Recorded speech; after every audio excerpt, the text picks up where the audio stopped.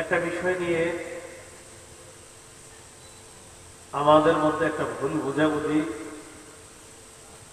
বা অনেকে একটা ভুলকে সঠিক মনে করতেছে, সেটা হলো ইসলাম ধর্মের বহির্ভূত যারা যারা মুসলমানই না, এমন কারো ব্যাপারে কেউ এই কথা বলা যে তাদেরকে নিয়ে অথবা শিরিক বেদাতপন্থী তাদেরকে নিয়ে একটা সম্প্রীতি ভালোবাসা সৃষ্টি করা, এই জাতীয় কথা কেউ বলা,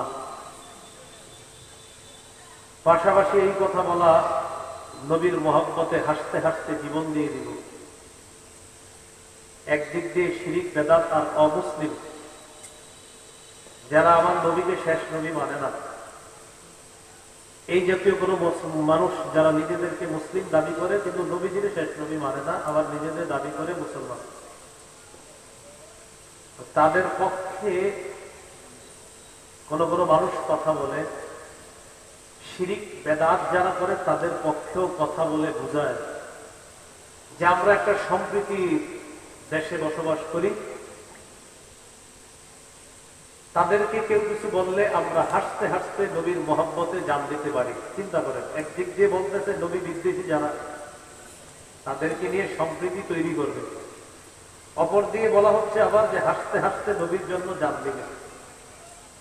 হাস্যকর কথা যে দুনিয়াতে কত প্রকার হতে পারে। একদিক দিয়ে নবীর দুশ্মন, আবার শিরিক বেদাত যে করে, নবীর নাম বিক্রি করে যারা বেদাত করে তাদেরকে নিয়ে সম্প্রীতি তৈরি করবে। চিন্তা করেন, পাশাপাশি আবার বলে যে তাদের কিছু হলে হাসতে হাসতে নবীর জন্য জান দিয়ে দিবে, তাদের কিছু হলে হাসতে হাসতে নবীর জন্য জান দিয়ে দিবে। এই জাতীয় কথাগুলো যারা বলে এরা বুঝায় যে উনি অনেক ধর্ম বুঝে, জ্ঞান বুঝে, অনেক জ্ঞান আছে এরকম বুঝায়। বুঝে কি মানে আমার অনেক জ্ঞান আছে, খুব জ্ঞান থাকে এরকম বুঝায়। ওই জাতীয় জ্ঞানী যারা আছে তাদেরকে এই কথা বলে দেওয়া যায় সুন্দরভাবে। অন্যান্য লাইনে অনেক বড় জ্ঞানী হলেও আমাদের মাদ্রাসার প্রাথমিক পর্যায়ের 2-3 বছরে যে ছাত্রগুলো আছে এদের সামনে বসার মতো ধর্মীয় জ্ঞান তাদের নেই, অন্যদিকে জ্ঞান আছে। না হয় আপনি বুঝেন কি কথা বলে, নবীকে শেষ নবী মানে না যারা, শিরিক বেদাত করতেছে যারা, তাদেরকে নিয়ে সম্প্রীতি তৈরি করবে, আবার বলতেছে তাদের কিছু হলে হাসতে হাসতে নবীর জন্য জান দিবে। এই জাতীয় কথাবার্তাগুলা যারা বলে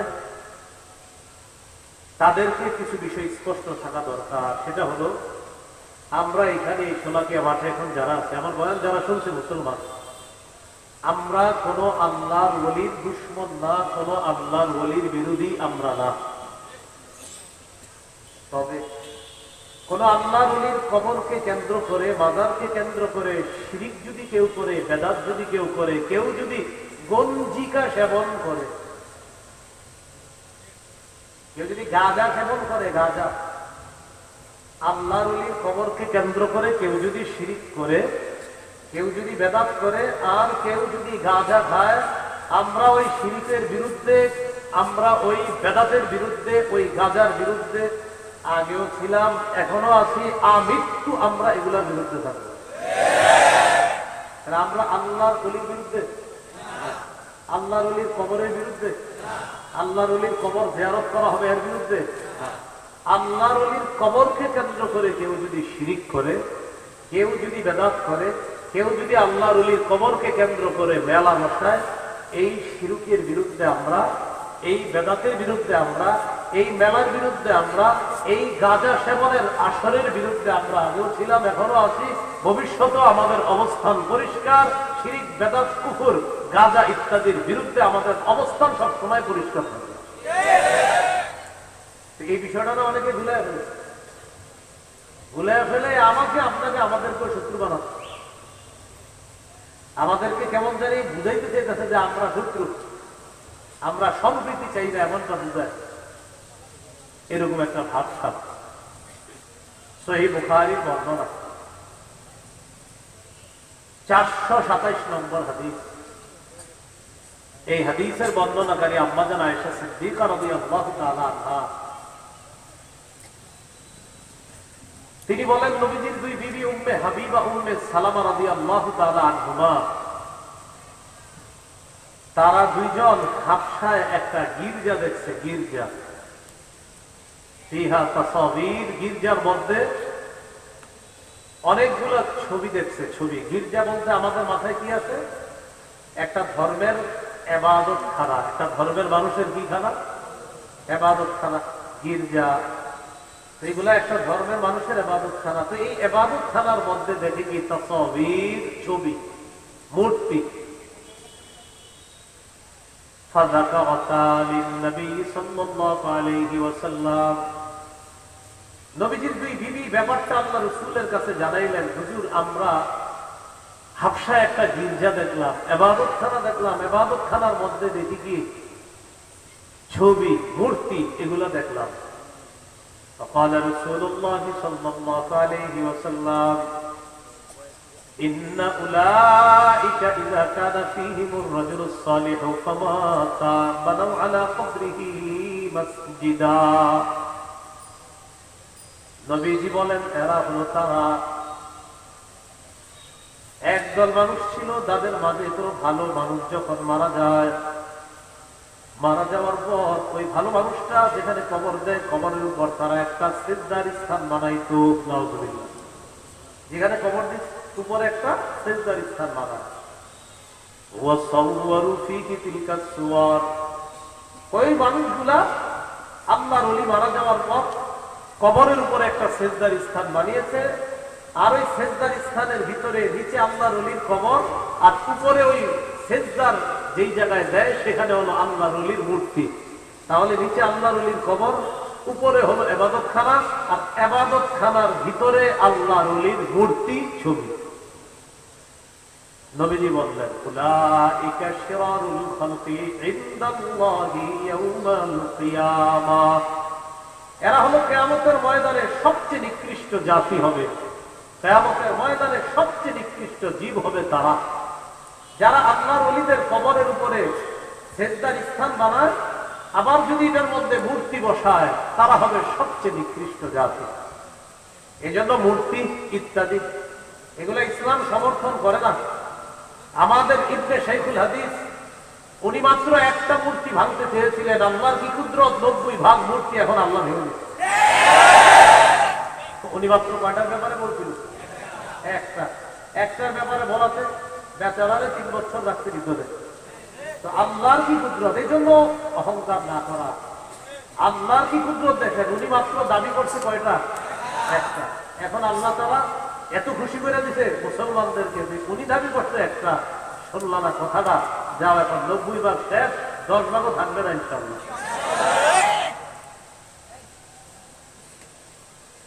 রাসূলুল্লাহ সাল্লাল্লাহু আলাইহি ওয়াসাল্লাম বলে দিলেন নিচে আল্লাহর ওলির কবর, উপরে আল্লাহর ওলির ওই কবরের উপরে সিজদার স্থান বানায়, আর ভিতরে আপনার মূর্তি বসায়া দেয়। তারা সৃষ্টির সবচেয়ে নিকৃষ্ট জাতি, বলি নাউজুবিল্লাহ। হাদিসের কিতাব মুসনাদ আহমদ, এই কিতাবের মধ্যে আছে عن عبد الله بن مسعود رضي الله تعالى عنه قال سمعت النبي صلى الله عليه وسلم يقول إن من شرار الناس من تدركهم الساعة وهم أحياء والذين يتخذون القبور مساجدا। রাসূলুল্লাহ সাল্লাল্লাহু আলাইহি ওয়াসাল্লাম বলেন, এই পৃথিবীতে সবচেয়ে নিকৃষ্ট জাতি দুই জাতি। 1 নম্বর, যারা দুনিয়াতে বেঁচে থাকা অবস্থায় কিয়ামত হবে, তারা সবচেয়ে নিকৃষ্ট জাতি। যারা দুনিয়াতে থাকবে আর কিয়ামতটা তাদের উপরে ঘটবে, এরা সবচেয়ে নিকৃষ্ট জাতি। ওয়াল্লাযীনা ইয়াত্তাখিযুনাল কুবুরা মাসাজিদা, আর যারা কবরকে সিজদার স্থান বানায়, তারা সবচেয়ে নিকৃষ্ট জাতি। বলেন তো, কবরকে সিজদার স্থান যারা বানায় তারা কি সবচেয়ে নিকৃষ্ট জাতি? আল্লাহ আমাদেরকে আল্লাহর ওলিদের কবরের মর্যাদা যেন আমরা রক্ষা করতে পারি, আল্লাহ তৌফিক দান করেন। আল্লাহর ওলিদের কবর মাজারকে যখন শিরিক বেদাত মুক্ত করতে পারবো, গাঁজা সেবন গাঁজার আসল মুক্ত করতে পারবো, আর কবরকে কেন্দ্র করে মেলা মুক্ত যখন করতে পারবো, তখনই আল্লাহর ওলির কবরের সম্মানটা আমরা রক্ষা করতে পারবো। বুঝে ঠিক হইতেছেন তো? তাহলে রাসূল সাল্লাল্লাহু আলাইহি ওয়াসাল্লাম বললেন, যারা কবরকে সিজদার স্থান বানায় তারা সবচেয়ে নিকৃষ্ট। সহিহ বুখারীর আরেকটা হাদিস শোনেন, 435 নম্বর হাদিস। এই হাদিসটার আগে আরেকটা শুনে, মুসলিম শরীফটা আমি বলি, এরপর বুখারীটা বলি। সহিহ মুসলিমের একটা বর্ণনা, নবীজি ইন্তেকালের 5 দিন আগের বর্ণনা। কয়দিন আগে? বুখারীর যে হাদিসটা শোনাবো এটা হলো ইন্তেকালের দিনের হাদিস, এই জন্য আগে আমরা ইন্তেকালের 5 দিন আগেরটা শুনে। সহিহ মুসলিমের বর্ণনা 1075 নম্বর হাদিস, মাদ্রাসার পাঠ্যপুস্তক অনুসারে 532 নম্বর হাদিস। এই হাদিসের মধ্যে আছে, রাসূলুল্লাহ সাল্লাল্লাহু আলাইহি ওয়াসাল্লাম, রাসূলুল্লাহ সাল্লাল্লাহু আলাইহি ওয়াসাল্লাম বলেন, ইন্নী আবরাউ ইলাল্লাহ আইয়াকুনা লি মিনকুম খলিল। আমি আল্লাহর কাছে মুক্ত তোমাদের মধ্যে কোন খলিল বানানো থেকে, অন্তরঙ্গ বন্ধু বানানো থেকে আমি আল্লাহর কাছে মুক্ত। তোমাদের মধ্যে আমার কোন অন্তরঙ্গ বন্ধু নাই। فإن الله تعالى قد اتخذني خليلا كما اتخذ إبراهيم خليلا।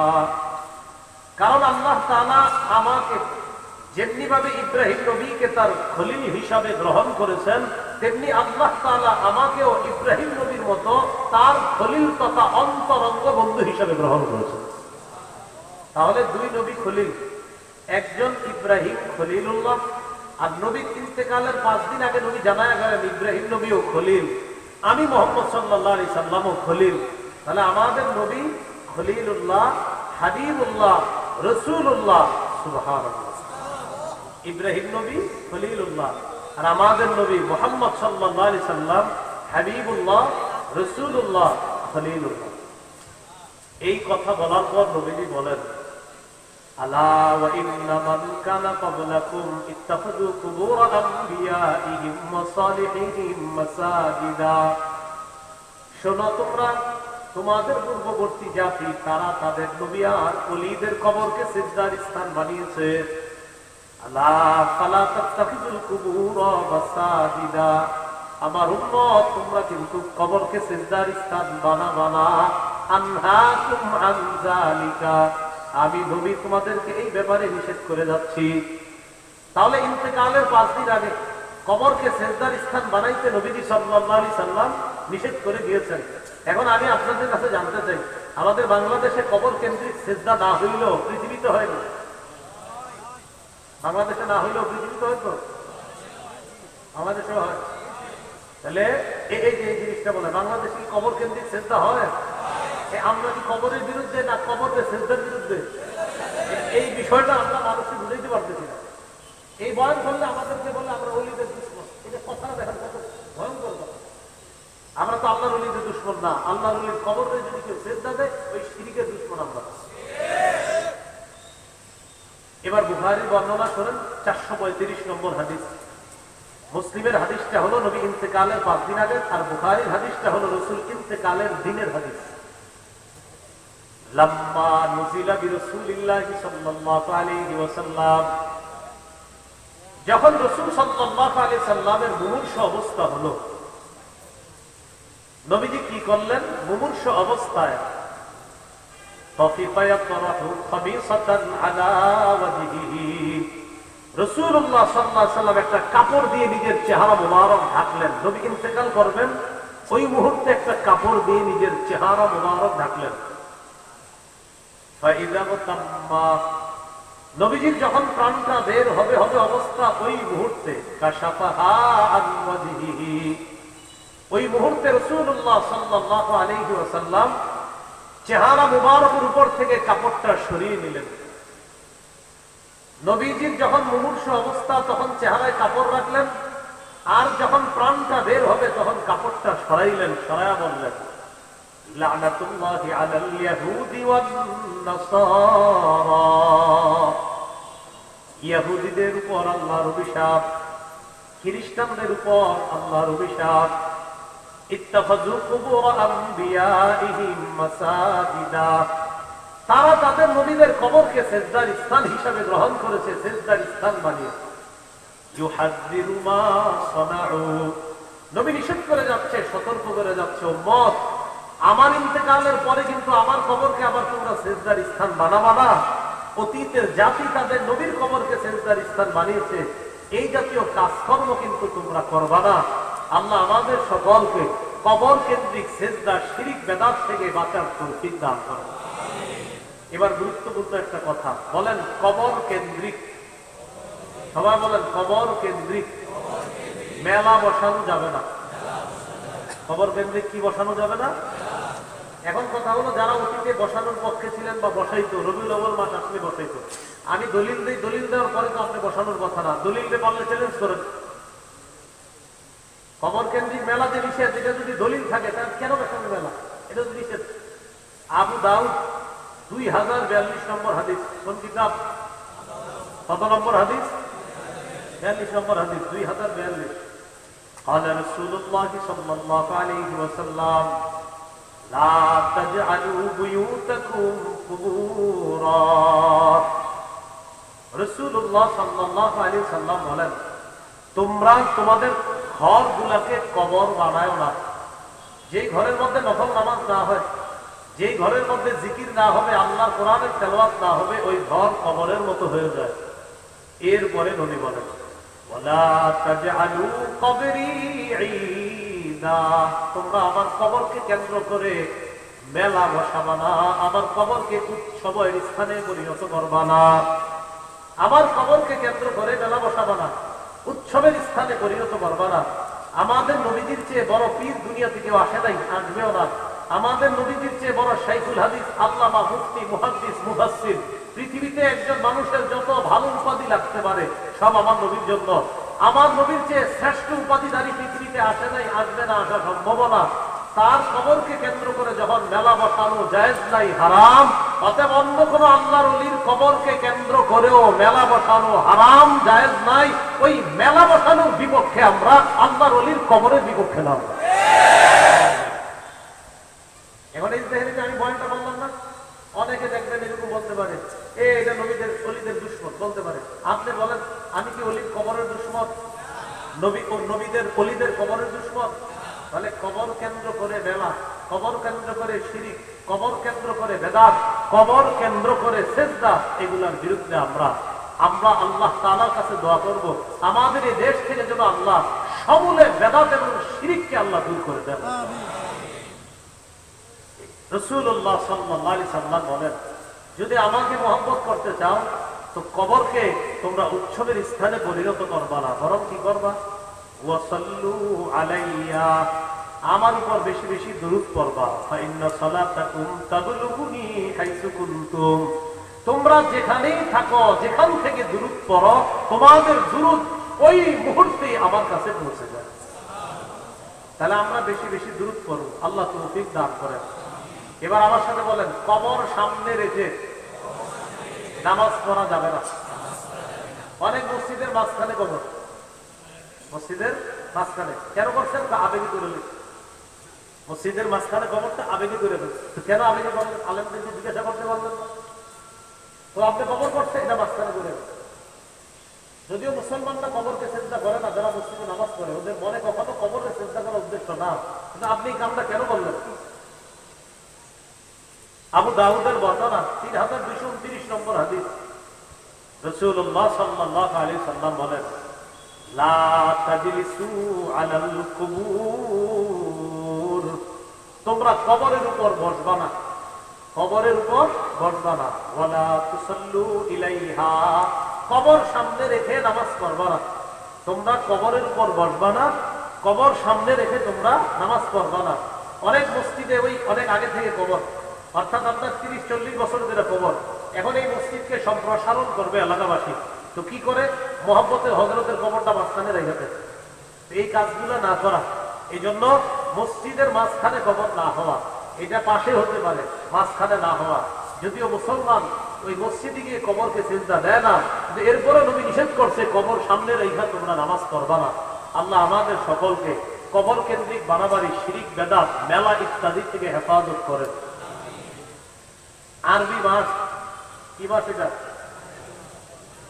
এই রবিউল আউয়াল মাসকে কেন্দ্র করে আমাদের সমাজের কিছু মানুষ বাড়াবাড়ি করে, বেদাত করে। বলেন কি করে? বাড়াবাড়ি করে, বেদাত করে। এই জাতীয় বেদাতের মধ্যে আমরা পা বাড়াবো না। রবিউল আউয়াল মাসকে কেন্দ্র করে খুব মনোযোগ সহকারে শুনেন। 1 নম্বর, ঈদ কি জিনিস। 2 নম্বর, ইসলামে ঈদ বলতে কি বুঝায়। 3 নম্বর, মিলাদুন নবী মানে কি। 4 নম্বর, নবীজির জন্ম বার কবে। 5 নম্বর, নবীজির জন্ম তারিখ কবে।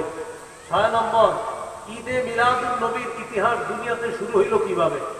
7 নম্বর, নবী তার জন্মদিনে কোনো আমল করেছেন কিনা। 8 নম্বর, জন্মদিনকে কেন্দ্র করে কোনো বেদাত, রসুম ইত্যাদি হারাম। 9 নম্বর, কেউ যদি বলে নবী তো নিষেধ করে না এই রেলি, জশ্নে, জুলুস বাইর করতে, আপনারা নিষেধ করেন কেন, এটার কি জবাব। 10 নম্বর, কেউ যদি বলে বেদাত মানে যদি হয় নতুন আবিষ্কার, ফ্যান, লাইট এগুলো তো নতুন আবিষ্কার, তাহলে এদিকে বেদাত কর না কেন, এটার কি জবাব। 11 নম্বর, সর্বশেষ আপনাকে বলবে আমার আব্বাও তো গত 20 বছর করছে, আমার জানা মতে আপনার দাদাও করছে গত 40 বছর, এটার কি জবাব। 12 নম্বর, বেদাতের মোকাবেলায় সুন্নাহের ব্যাপক প্রচার প্রসারণা চালানোর 1 নম্বর দায়িত্ব হলো যুব সমাজের। সুন্নাহের ব্যাপক প্রচারের 1 নম্বর দায়িত্ব কাদের? বলতে পারেন হুজুরদের। হুজুর তো বলতেছি প্রতি মসজিদের মধ্যে, আপনারা যদি এবার হুজুরের ওই মসজিদের কথাটা নিয়ে খালি সমাজে সমাজে প্রচার করে দেন তাহলে তো হয়ে গেল। 1 নম্বর, ঈদ মানে কি, তো মন দিয়ে শোনেন। ঈদ আনন্দ, খুশি, উৎসব প্রকাশ করা। 2 নম্বর, ইসলামে ঈদ বলতে কি বুঝায়, এটা আমাদের জানা দরকার। এই ব্যাপারে 3টি হাদিস বলি, মন দিয়ে শোনেন। আবু দাউদের 1134 নম্বর হাদিস। আনাস ইবনে মালিক রাদিয়াল্লাহু তাআলা আনহুর বর্ণনা, তিনি বলেন قدم رسول الله صلى الله عليه وسلم المدينة ولهم يومان يلعبون فيهما। রাসূলুল্লাহ সাল্লাল্লাহু আলাইহি সাল্লাম মদিনায় আগমন করলেন। মদিনাবাসী তখন 2 দিন, এমন 2 দিন ছিল যে 2 দিনে তারা খেলাধুলা করত। فقال رسول الله صلى الله عليه وسلم ما هذان اليومان। নবী তাদেরকে জিজ্ঞাসা করলেন, আচ্ছা এই 2 দিন যে তোমরা খেলাধুলা করো এটা কি, কেন খেলাধুলা করো। তারা জবাব দিল, কুন্না নালআবু ফীহিমা ফিল জাহিলিয়া। আমরা মূর্খতার যুগে এই 2 দিনে খেলাধুলা করতাম, তাই এখনো খেলাধুলা করি। فقال رسول الله صلى الله عليه وسلم إن الله قد أبدلكم بهما خيرا منهما يوم الأضحى ويوم الفطر। রাসূলুল্লাহ সাল্লাল্লাহু আলাইহি সাল্লাম বললেন, অতীতের যে 2 দিনে খেলতা এটা ভুলে যাও, আল্লাহ তাআলা তোমাদেরকে ওই 2 দিনের পরিবর্তে ঈদুল ফিতর এবং ঈদুল আজহা নামে অতি উত্তম 2টি ঈদের দিন আল্লাহ তোমাদেরকে দান করেছেন। তাহলে ইসলামে মুসলমানদের ঈদ কয়টা? আবার বলেন, মুসলমানদের ঈদ কয়টা? 2টা। এখন আমি আপনাদের কাছে একটু জানতে চাই, নবীজি সাল্লাল্লাহু আলাইহি সাল্লাম যেই ঈদ পালন করেছেন ওই ঈদটা সেরা নাকি আমরা যে ঈদ পালন করব সেটা সেরা? নিঃসন্দেহে নবীজিটা সেরা, নবীজির সাথে যারা পড়ছে ওইটা সেরা। এখন অনেক জায়গায় দেখবেন দেয়ালে লেখা, অথবা অনেক মানুষ আপনাদেরকে বলবে সকল ঈদের ঈদ ঈদে মিলাদুন নবী, সকল ঈদের সেরা ঈদ ঈদে মিলাদুন। আমি শ্রদ্ধার সাথে তাদের এই কথা গ্রহণ করে বলি, আপনি যে বললেন সকল ঈদের সেরা ঈদ ঈদে মিলাদুন নবী, আপনার এই কথাটা শ্রদ্ধার সাথে গ্রহণ করে আমি বলি, আপনি যেই ঈদ পালন করেন এটার যদি সকল ঈদের সেরা ঈদ হয়, আমরা বলবো আমার নবী যেটা পালন করছে সেটা হবে সকল ঈদের সেরা ঈদ। এখন কথা হলো আপনারা যেটা করেন সেটা আমার নবী করছে কিনা, জবাব হলো না। অতএব আমার নবী যেই ঈদ করছে সেটাই সেরা ঈদ, আপনাদেরটা যেটা এটা সেরা ঈদ না। কোথাও যদি দেখেন লেখা আছে ঈদে মিলাদুন নবী সকল ঈদের সেরা ঈদ, আপনি নিচে লিখবেন, প্রিয় ভাইয়া শ্রদ্ধার সাথে আমিও আপনাকে বলছি, আপনি বলছেন আপনার ঈদ সকল ঈদের সেরা ঈদ, আমি নিচে লিখে দিলাম আমার নবীর ঈদ সকল ঈদের সেরা ঈদ। আপনি খালি আগে এইভাবে বলবেন, যেমন আমরা দুইজন, তো উনি বলতেছি ঈদ মিলাদুন নবী সেরা ঈদ, আমি বলতেছি নবীরটা সেরা ঈদ। উনি টেনশনে পড়ে গেছে, নবীর ঈদ আর ঈদে মিলাদুন নবী কোনটা? তো আমি বলতেছি আপনি কোনটা? আমি ঈদে মিলাদুন নবী সেরা ঈদ বলি। মানি কোনটা? ওই যে 12ই রবিউল আউয়ালে আমরা একটু আনন্দ উল্লাস করবো, ঘুরবো ফিরবো, খামু শেষে মিষ্টি ইত্যাদি, যাই হোক যেটা হোক। তো উনি বলতেছে ঈদে মিলাদুন নবী এটা হলো সকল ঈদের সেরা ঈদ। তো আমি বললাম ঠিক আছে, আপনার কথা শ্রদ্ধার সাথে গ্রহণ করে বলছি আমার নবীরটা সেরা ঈদ। উনি কয় নবীর ঈদ মানি? আমি বলি নবী যে ঈদ করছে।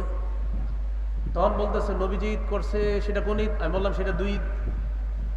এখন উনি বলতেছে আমি যেটা করি, আমি বললাম এটা আপনাদের বানানো ঈদ। এখন বলে সেরা কোনটা? আমি কই নবীরটা। আমি খালি প্রশ্ন করবেন, আপনি আগে বলেন নবীরটা সেরা না আপনারটা সেরা। টেনশনে পড়ে যাবে যদি বলে আমারটা, তাহলে টেনশন। এই জন্য যারা বলবে ঈদে মিলাদুন নবী সকল ঈদের সেরা ঈদ, আপনি বলবেন আগে বলেন নবীর ঈদ সেরা না আপনারটা সেরা। তো তখন সে বলবে নবীর ঈদ সেরা, বলবেন নবীর ঈদের মধ্যে ঈদে মিলাদুন নবী নাই, তাই আপনারটা সেরা না, নবীর ঈদ সেরা। এটা হলো ঠান্ডা মাথায় বলতে হবে। এবার বলতে হবে যে আপনার ঈদ সেরা না নবীরটা সেরা। তো তুই টেনশনে পড়ে যাবে, কারণ আশিক রাসূল হইলে এটাই বলতে হবে যে নবীর ঈদ সেরা ঈদ। তখন বলবেন নবীর ঈদের মধ্যে আপনাদের এই ঈদটা পাওয়া যায় না, অতএব আমার নবীর ঈদ সেরা ঈদ, এটা আপনিও বললেন। আর আমরা তো স্বীকারই করি আমাদের নবীর ঈদ সকল ঈদের সেরা ঈদ। আল্লাহ আমাদেরকে এই কথাগুলো বুঝে শুনে আমল করার তৌফিক দান করেন। বলেন ইসলামী ঈদ কয়টা? সহিহ বুখারীর বর্ণনা 963 নম্বর হাদিস।